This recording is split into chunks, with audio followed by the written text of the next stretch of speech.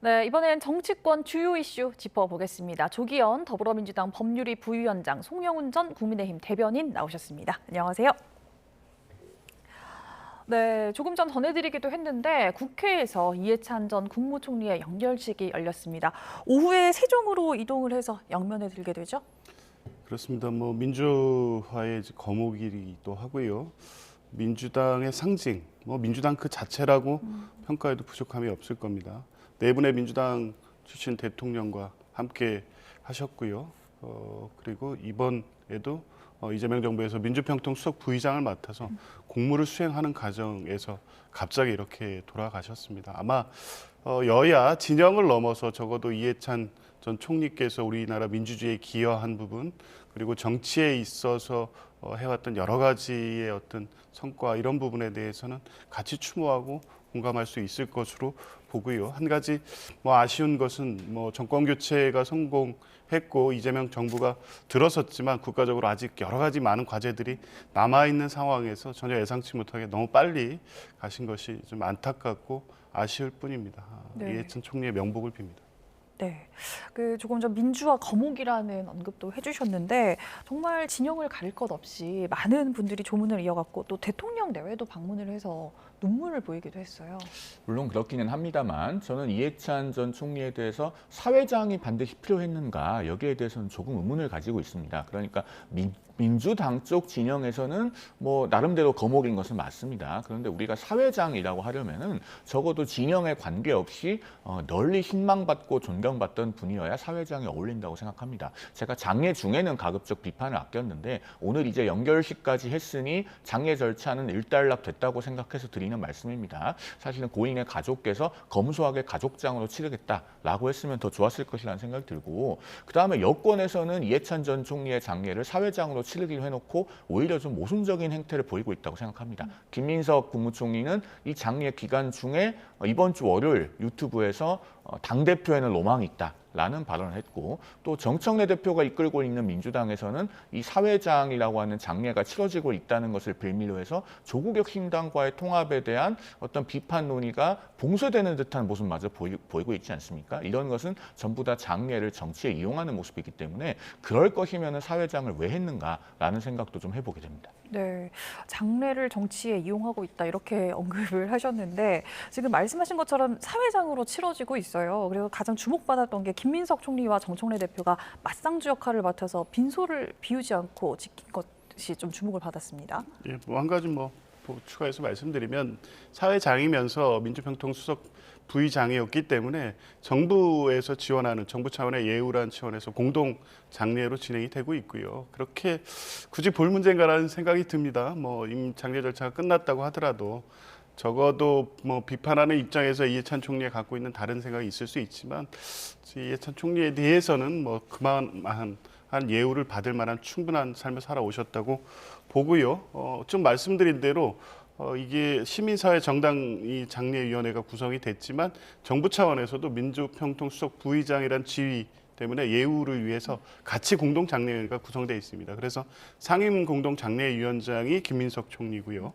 정당 대표로서 정청래 대표가 공동 장례위원장입니다. 그러니까 그 절차에서 당연한 것이어서 두 분이 이제 최근에 어떤 정치 상황 때문에 그 해석이 여러 가지로 나오고 있는 것뿐이지 두 분이 그 사진에 그렇게 잡히는 장면이라든가 장례 과정에서 있었던 다른 일들은 전혀 정치적으로 해석될 여지는 없고 이해찬 전 총리의 가시는 길을 잘 모시는 곳에 김민석 총리든 정청래 대표든 그 마음뿐이었다는 말씀을 드리고 싶습니다. 네, 그래서 장래에 집중했다 이렇게 평가를 해주셨는데 사실 또 일각에서는 여권 투톱에 차기 당권 경쟁 예고편이다 이런 분석도 나왔어요. 바로 그 부분이 제가 앞서 말씀드린 네. 겁니다. 그러니까 겉으로는 사회장을 하면서 장례 기간이니 여러 가지 그 정치적인 논의 내지는 정쟁을 자제하자라고 이야기하고 있지만 물밑에서는 매우 치열하게 차기 당권 경쟁이 이미 벌어지고 있는 것 아니겠습니까? 그걸 보여주는 것이 김민석 총리의 유튜브 발언, 당대표의 로망이 있다라고 하는 것이고,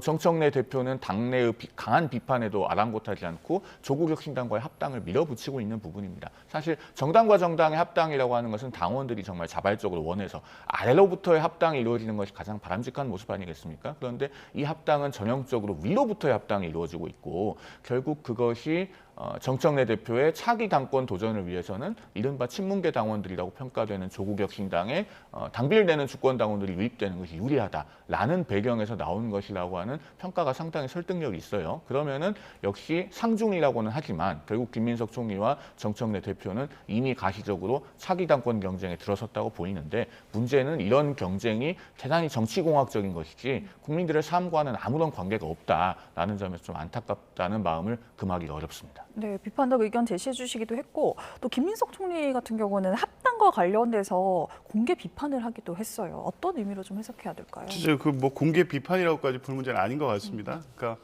발표 방식과 시점에 대해서 논란이 있을 수 있다 정도의 얘기고요. 그 인터뷰에서도 김민석 총리는 본인이 민주 대통합론자이고 당연히 조국혁신당과 민주당이 다른 정당으로 존재할 차별성을 찾을 수 없다. 그러니까 통합에 대해서는 기본적 찬성 입장이라는 걸 얘기하고 전제한 가운데에서 발표로 인해서 당내에 좀 혼란이 있으니까 그 부분을 언급한 것뿐입니다. 굳이 정청래 대표에 대해서 비판의 어떤 함의를 갖고 한 얘기는 아닌 것이고 발표된 이상 당연히 이 당 통합 과정이라는 게 순탄한 적이 없습니다. 늘 이견도 있고 여러 가지 갈등도 있어 보이고 뭐 여러 가지 얘기들이 나오는 것이기 때문에 이제 그런 부분 때문에 좀 더 이 당 지도부 차원의 숙기가 좀 있었거나 아니면 공감이 있는 상태에서 했으면 어땠을까라는 아쉬움, 뭐 이건 당에서 당연히 나오는 거고요.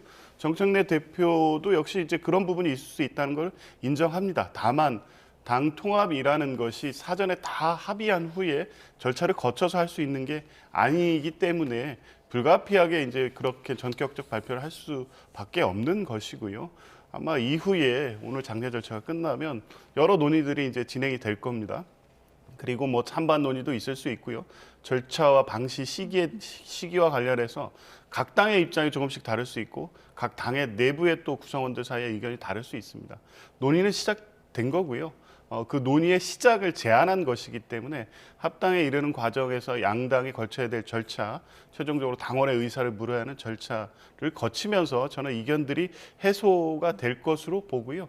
지금 그 우려는 뭐 충분히 극복 가능한 문제라고 봅니다. 네, 합당과 관련한 얘기는 잠시 뒤에 조금 더 짚어보도록 하고요.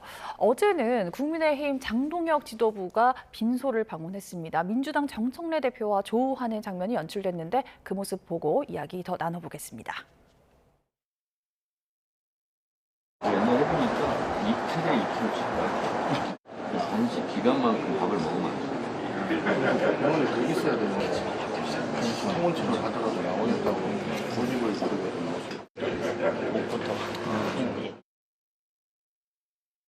대표는 한때 악수 불가 선언을 하기도 했었고 또 장동혁 대표가 단식을 할 때는 단식 투정이다 이렇게 비판을 하기도 했는데 어제는 이렇게 악수를 하는 모습을 보였습니다. 두 대표의 만남 어떻게 보셨습니까? 일단 앞서 영상을 보니까 송원석 원내대표가 묘한 말씀을 하셨네요. 그러니까 병원에 더 있어야 되는데 통원 치료를 하더라도 나오겠다고 고집을 부렸다 이렇게 말씀을 하셨는데 그러면은 장동혁 대표는 병원에 더 계셔야 되는데 복귀를 해서 공식적으로 한 첫 의사결정이 한동훈 전 대표에 대한 제명인가? 라고 하는 부분을 생각해 보지 않을 수가 없어요. 영상을 보면서 여러 가지 생각이 들고 그다음에 그 장동혁 대표의 이해찬 전 총리 조문은 그 정당의 대표로서 이제 정치적 예의를 갖추는 차원의 의미는 있다고 보여져요. 다만 정청래 대표도 좋은 정치를 언급하고 장동혁 대표도 좋은 정치를 언급하지만은 그 좋은 정치라고 하는 것이 누구를 위한 좋은 정치인가? 국민을 위한 좋은 정치 내지는 당이나 각자가 속한 진영을 위한 좋은 정치인가 아니면 자기 자신에게 좋은 정치인가? 여기에 대해서는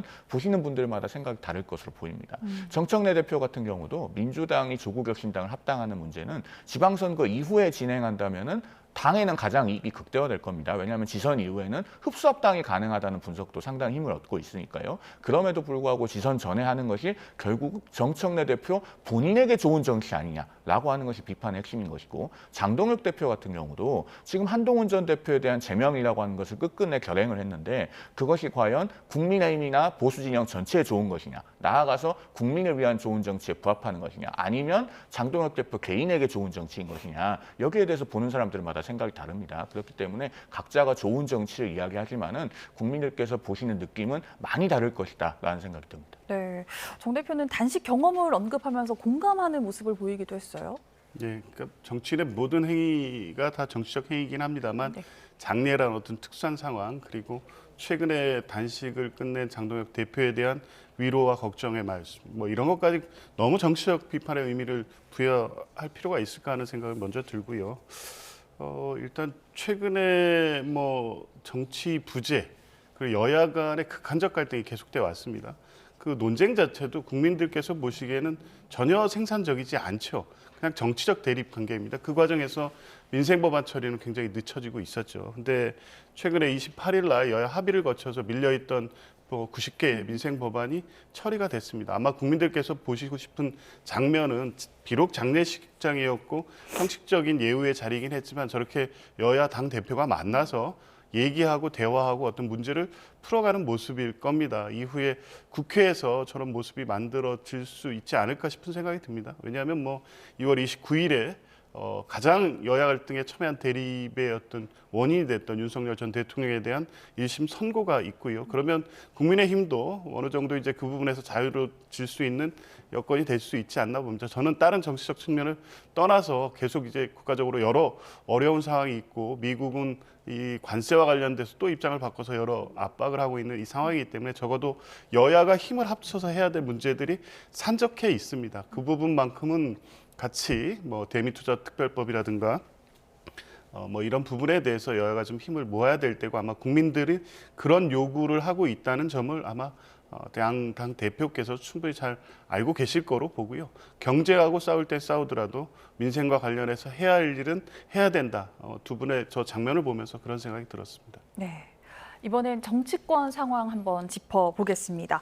국민의힘 장동혁 지도부가 한동훈 전 대표 제명을 결정한 이후 후폭풍이 거셉니다. 장 대표 재신임과 송원석 원내대표 사퇴 목소리도 나왔는데요. 듣고 이야기 나눠보겠습니다. 저는 가장 이제 문제가 되는 게 송원석 원내대표라고 봐요. 왜요? 송원석 원내대표는 원내 의원들이 뽑은 사람 아닙니까? 그렇죠.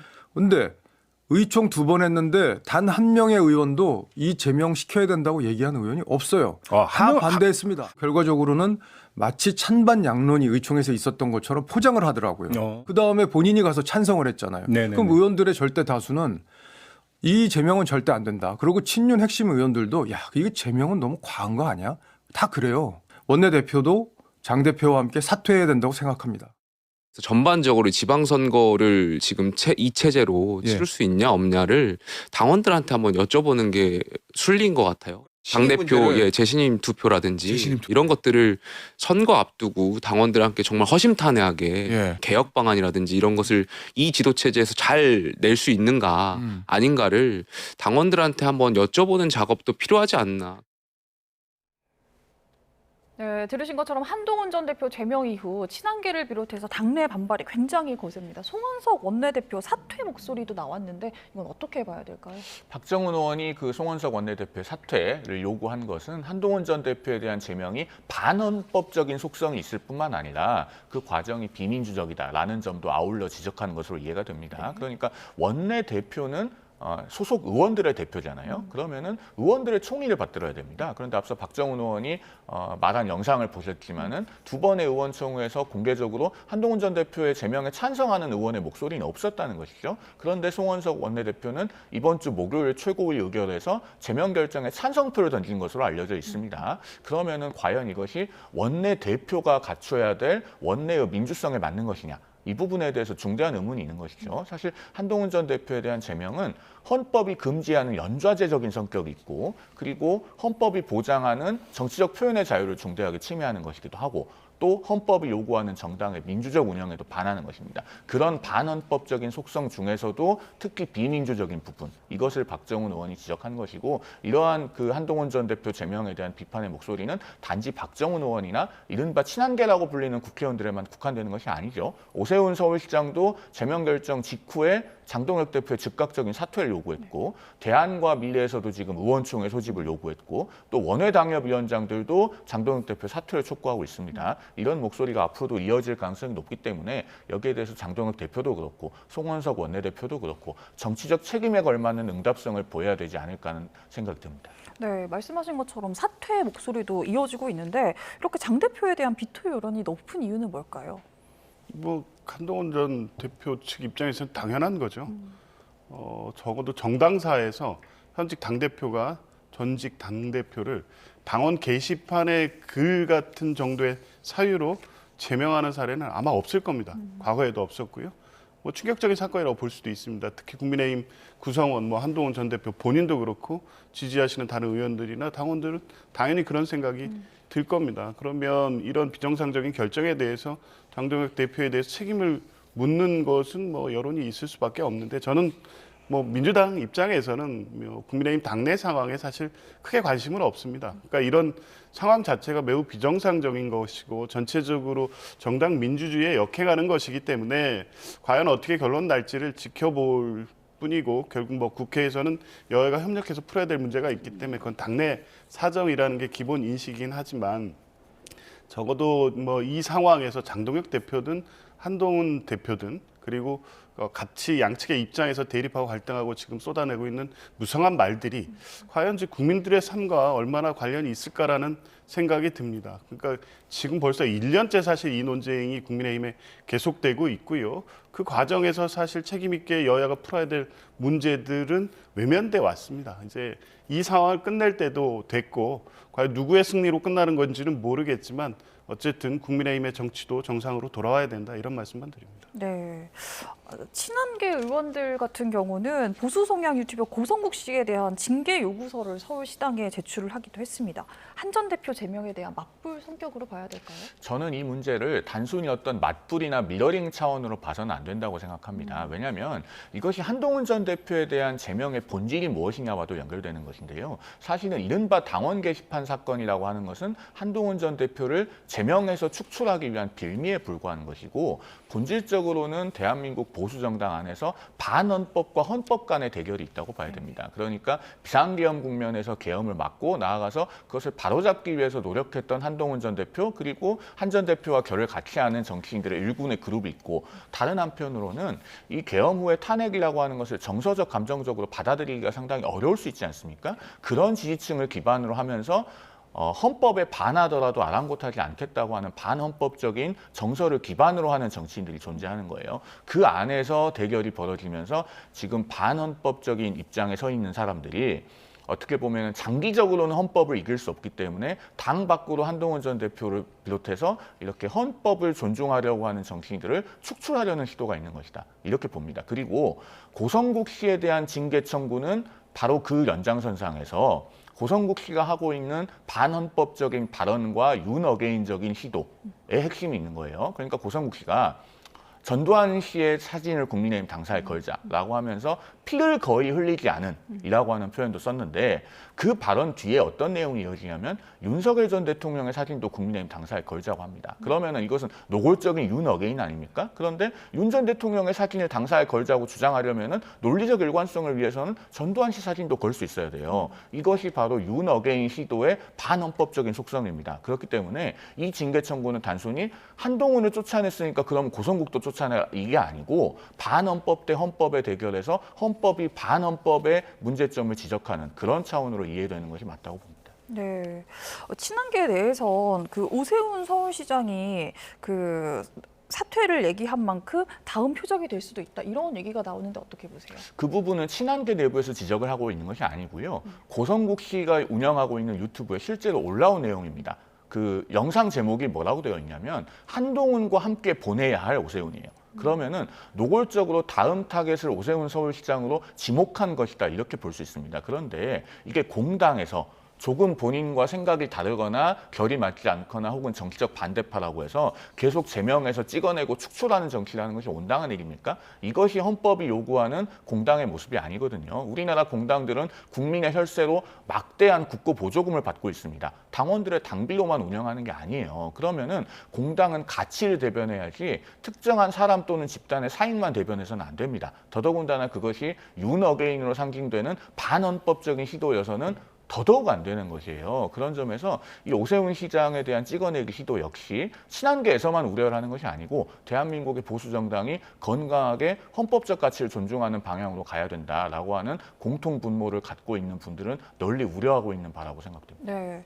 이제 한동훈 한동훈 전 대표의 행보도 관심입니다. 한 전 대표는 반드시 돌아오겠다 이렇게 얘기를 했고 오늘 오후에는 지지자 집회가 예정이 돼 있고 또 다음 달에는 토크 콘서트도 예정돼 있는데 장외에서 세결집에 나서는 모양새인데 원하는 만큼 이루어질까요? 어떻게 보세요? 장외에 그냥 존재하는 정치인으로서 저렇게 세력화를 통해서 복귀를 한다. 이것만으로는 부족할 겁니다. 현실 정치로 뛰어들어야 됩니다. 그러니까 뭐 이번 6월 지방선거를 그냥 지나칠 수는 없을 거라고 볼 겁니다. 아마 저렇게 지지자들이 좀 있고 하더라도 결국에 장동혁 대표 중심으로 6월 지방선거가 치러지고 승패와 관계없이 장동혁 대표는 계속적으로 당권을 유지 강화하려고 할 겁니다. 그러면 그냥 있으면 한동훈 전 대표는 잊혀집니다. 결국 선거에 출마할 수밖에 없고 해야 한다는 판단을 하지 않을까 싶은데요. 이제 그것도 현실적으로 녹록하지는 않습니다. 지금 한동훈 전 대표가 일정 팬덤이 있고 그분들이 같이 모여서 이제 한동훈 전 대표의 정치적 생명을 계속 불어넣기는 하는데 그것도 극히 제한돼 있죠. 한동훈 전 대표가 사실은 뭐 중도까지 확장성 있느냐 이 부분도 사실 의문입니다. 국민의힘 당 내에서는 윤어게인 세력에 비해서는 합리적이지만 그렇다고 해서 한동훈 대표가 갖고 있는 근본적 한계가 있죠. 윤석열 전 대통령에 의해서 이 자리까지 온 분입니다. 그리고 비대위원장 그리고 당대표로서 총선까지 치렀고요. 막강한 권한을 행사할 수 있었습니다. 그 책임을 윤석열 전 대통령 측에 돌릴 수가 없습니다. 본인의 한계도 분명히 있는 거거든요. 과연 이번 선거에서 그걸 뛰어넘어서 대구가 됐든 부산이 됐든 아니면 수도권이 됐든 과연 스스로의 능력으로 이기는 선거를 할 수 있을지에 대해서도 굉장히 고민이 많긴 할 텐데요. 어찌됐든 한동훈 전 대표가 다시 돌아오기 위해서는 머지않은 시간 내에 국회 원내 입성을 통해서 하는 방법 외에 다시 다른 길은 선택지가 별로 없어 보입니다. 네, 현실 정치에 뛰어들어야 된다 이렇게 얘기를 하셨는데 어떤 시나리오가 좀 가능성이 높다고 보세요? 일단 궁극적으로는 정치인은 국민의 선택을 받아야죠. 그런데 이제 어디에 출마할 것이냐라고 하는 어떤 정치공학적인 점보다도 일단 한동훈 전 대표로서 먼저 준비해야 될 것은 본인이 선거에 출마한다면 그 선거의 성격을 무엇으로 규정할 것인가. 입니다. 선거는 자신이 규정하는 쪽이 주도권을 잡고 승기를 가져가요. 그런 점에서 한동훈 전 대표는 적어도 두 가지의 소구 포인트를 좀 세심하게 다듬어서 들고 나올 수 있도록 준비를 할 필요가 있다고 봅니다. 첫 번째는 본인이 계엄을 앞장서서 막았잖아요. 그런데 계엄을 막고 정치적 역할을 부여받지 못한 채 소멸된다면 만약에 앞으로 우리 역사에서 그런 불행한 일이 또 반복된다고 했을 때 어느 집권 여당 대표가 계엄을 막으려고 하겠습니까? 그런 점에서 국민들께 소구할 수 있는 부분이 있다고 보여져요. 두 번째로 우리나라 정당사에서 현직 당대표가 전직 당대표를 이렇게 제명해서 축출시킨 사례는 적어도 교섭단체급의 정당에서는 없다시피 합니다. 거의 유일한 선례가 있다고 한다면 2018년에 홍준표 대표가 박근혜 전 대통령을 제명시킨 사례인데 그 경우는 이미 박근혜 전 대통령이 당대표를 한 지는 12년이 지난 뒤이기 때문에 상당히 다른 케이스예요. 그러면 거의 유일하다고 할 수 있는데 제명을 시켜서 쫓아냈더니 선거에서 살아 돌아오지 못하고 소멸되더라라고 하는 학습 효과가 생기면 앞으로 우리나라 공당에서 이런 일은 비일비재하게 생기고 정당 민주주의가 무너질 겁니다. 그래서 이 두 가지 포인트에서 소구를 할 수 있는데 그것을 한동훈 전 대표가 본인이 선거의 성격을 규정할 수 있도록 면밀하게 준비를 해야 됩니다. 그리고 어디에 나갈 것인가 하는 것을 정하는 것은 저는 그 다음 문제다라는 생각을 하고 있습니다. 네, 알겠습니다. 이번엔 민주당 상황으로 가보겠습니다. 더불어민주당은 정청래 대표가 띄운 조국 혁신당과의 합당을 놓고 내용이 굉장히 커지고 있습니다. 최근에는 밀약, 나눠먹기 같은 거친 단어들이 나오면서 논란이 됐는데 어떤 상황입니까? 글쎄요, 이제 그 국회 본회의 중에 이제 찍힌 하나의 사진인데요. 네. 그게 누구와 누가 나눈 대화인지도 아직 알려지지 않고 있고 네. 몇 줄의 문제여서 그걸 가지고 여러 가지 해석을 할 수밖에 없긴 한데요. 어쨌든 그냥 그 내용만 보면 밀약이 있다. 네. 내지 뭐 당명이라든가 나눠먹기를 하고자 하는 다른 어떤 그 진행 사항이 있다. 이게 아니라 혹시나 그런 게 아니냐. 네. 그런 경우에 비판받을 수 있다 정도의 문제 제기인 것 같고 이제 대통령이 뭐 지방선거 이전에 하는 것은 바람직하지 않아 보인다는 의원의 뭐 내용이긴 한데요. 좀 뭐 이 문제의 핵심은 일단 청와대나 대통령 입장에서는 이 당내 문제에 실제 대통령이 어떤 의사나 의지를 가지고 직접 뭐 어떤 상황을 지시하거나 요구하거나 협의하거나 한 사항이 아닌데 자꾸 대통령을 가운데 끼워놓고 이런 식의 비판하는 거에 대해서 매우 불편해하는 것 같습니다. 실제 이재명 대통령은 계속적으로 요즘에도 뭐 토크 콘서트라든가 정책 전략 회의 등을 공개된 회의를 통해서 국정과 관련된 이 일에 매진하고 있습니다. 네. 당무와 관련돼서 뭐 거론 대화를 할 여지가 없는데도 불구하고 계속 당의 일부 분들이 대통령의 의사가 있느냐 아니면 대통령과 미리 협의했느냐 뭐 이런 차원의 비판하고 있기 때문에 그거는 이제 실제 대통령이 그런 의사도 없고 그런 뜻도 없고 다만 조국혁신당과 민주당의 통합에 대해서는 지론이라고 했고 오래전부터 입장을 밝혀왔다는 정도로 보면 될 것 같고요. 워낙 이 합당 제안 자체가 전격적 선언이었기 때문에 민주당 안에서도 논란이 있을 수밖에 없습니다. 근데 아까 말씀드렸듯이 어떤 식의 어떤 정당 간의 합당이었든 순탄하게 서로 웃으면서 손잡고 마지막까지 그랬던 적은 단 한 번도 없습니다. 논란이 있을 수밖에 없고요. 여러 억측과 당내 이견들이 계속 제시될 수밖에 없는데 결국에 합당 과정에서 이런 뭐 내용들이 있다고 하더라도 합당이 되는 순간 눈 녹듯이 다 사라집니다. 그리고 아마 그런 과정으로 가지 않을까 싶고 아마 당 지도부에서도 충분히 예견했던 상황이기 때문에 당원들이나 당 구성원들의 의견이 배제되지 않고 국민들의 지지를 받는 합당이 될 수 있도록 아마 절차 진행에 상당히 세심하게 신중을 기할 거로 봅니다. 네, 합당이 되면 논란은 눈 녹듯 사라질 거다라고 하셨는데 지금 논란이 계속 이어지고 있습니다. 합당과 관련해서 황운하 조국혁신당 의원이 정청래 조국 공동대표 발언도 내놨는데 이것이 논란이 됐습니다. 관련 발언 듣고 이어가겠습니다. 조국혁신당의 독자적인 가치 예. 비전 예. 뭐 이런 것 등이 담기려면 예. 조국 대표가 예. 공동 대표로 참여를 해야만이 그것이 유지될 수 있다고 봅니다. 네, 황운하 의원이 사견을 전제로 얘기를 하긴 했지만 당에서 당장 경고가 나왔어요.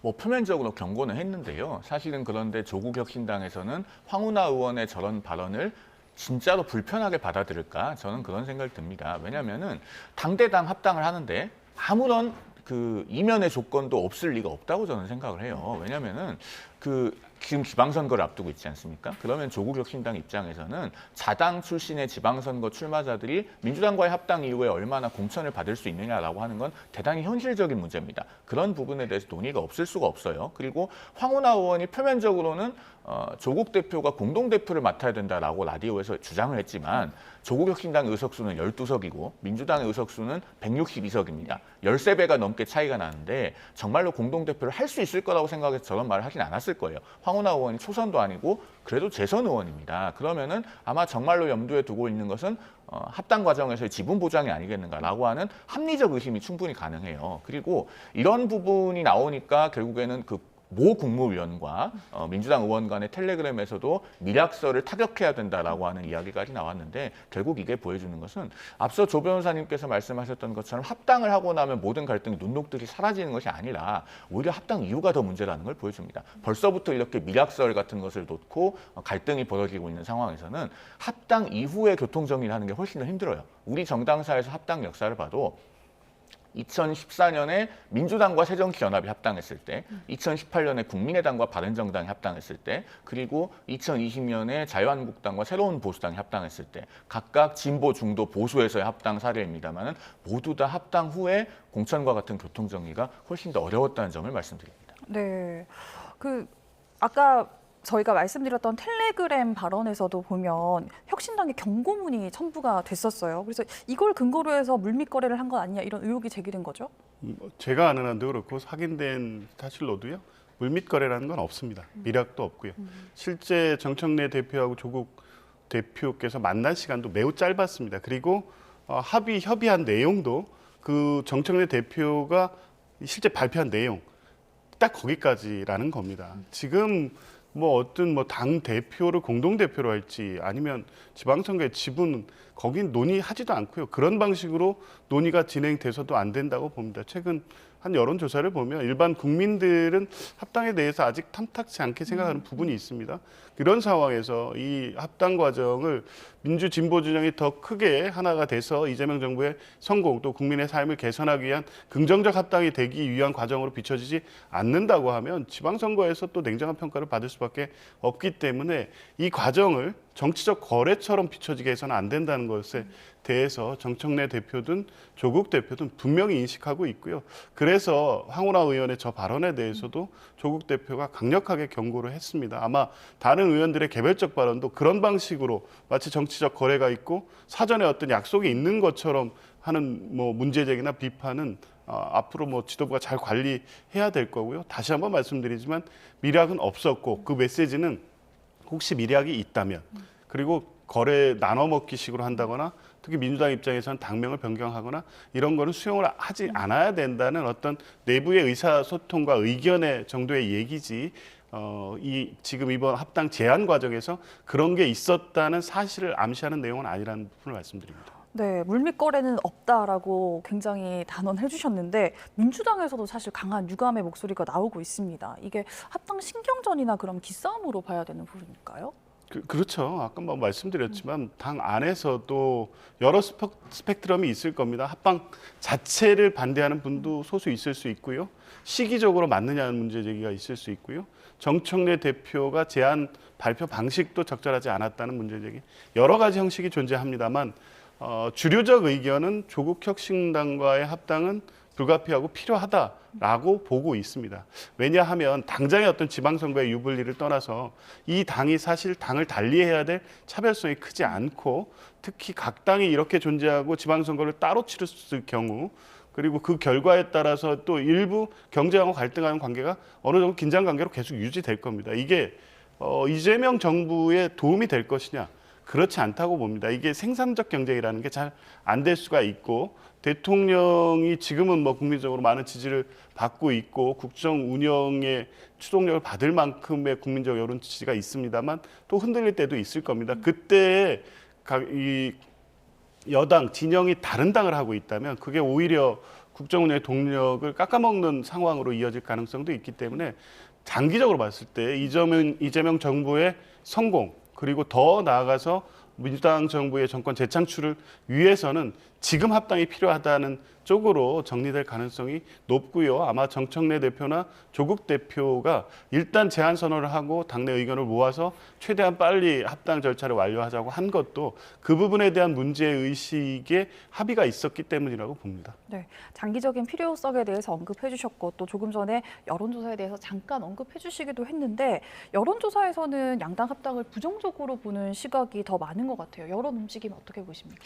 제가 눈여겨보는 것은 저 한국갤럽 조사 중에서 민주당 지지층 내에서 합당 찬성이 과반수를 넘지 못하고 있다라는 점입니다. 그러니까 민주당 내에서도 이 합당에 대해서는 반흰 반의 하고 있는 거예요. 그리고 더 본질적으로는 민주당의 이해관계와 정청래 대표의 이해관계가 일치하지 않는다는 걸 보여줍니다. 그러니까 저 합당이 지금 지방선거를 앞둔 시점에서 민주당이 꼭 필요한 일이고 정말 민주당이 득이 된다고 당원들이 판단하고 있다면 민주당을 지지하는 분들 중에서 합당에 찬성하는 비율이 절반을 못 넘어갈 리가 없어요. 이걸 우리가 조금 더 넓은 시야에서 보면 2026년 2월 30일 현 시점에 양당이 처한 상황이 굉장히 비슷합니다. 그러니까 당 또는 진영의 이해관계와 당대표 개인의 이해관계가 많이 다른 거예요. 정청래 대표도 다음 전당대회에서의 당대표 연임을 목적으로 하고 있다는 것이 거의 공공연하고 그다음에 장동혁 대표 같은 경우에도 결국 한동훈 전 대표의 제명을 통한 축출이라고 하는 것은 자신의 기반을 강화해서 다음 당대표 도전까지 염두에 두고 있는 것이 아니냐라고 하는 추론이 가능한 부분이거든요. 그런데 이런 현상은 과거에 우리 정치에서는 없었던 겁니다. 민주당 계열 정당에서는 김대중 총재 이후로 연임에 도전했던 당대표가 정세균 대표 한 명에 불과하고 원래는 없었어요. 그런데 이재명 대표가 2024년에 비명행사 공천을 하고 당대표 연임에 성공함으로써 이른바 이재명 모델이라고 하는 게 새로 만들어진 겁니다. 그래서 정청래 대표도 그 길을 따르려고 하고 장동혁 대표도 이것을 벤치마킹하는 것이 아니냐라고 하는 분석이 정가에 존재하죠. 지금 이런 점들까지 염두에 두고 민주당과 조국혁신당과의 합당 문제를 바라볼 때 우리 정치가 처해 있는 현재 문제점, 그러니까 정당과 진영의 이익이 당대표 개인의 이익과 불일치하면서 당대표들이 어떤 사당화 내지는 사익의 극대화를 추구하고 있는 것으로 비춰지는 상황, 이걸 이해할 수 있지 않을까라는 생각이 듭니다. 네, 앞으로 상황 더 지켜봐야겠습니다. 지금까지 조기현 더불어민주당 법률위 부위원장 그리고 송영훈 전 국민의힘 대변인과 정치 상황 나눠봤습니다. 오늘 말씀 감사합니다.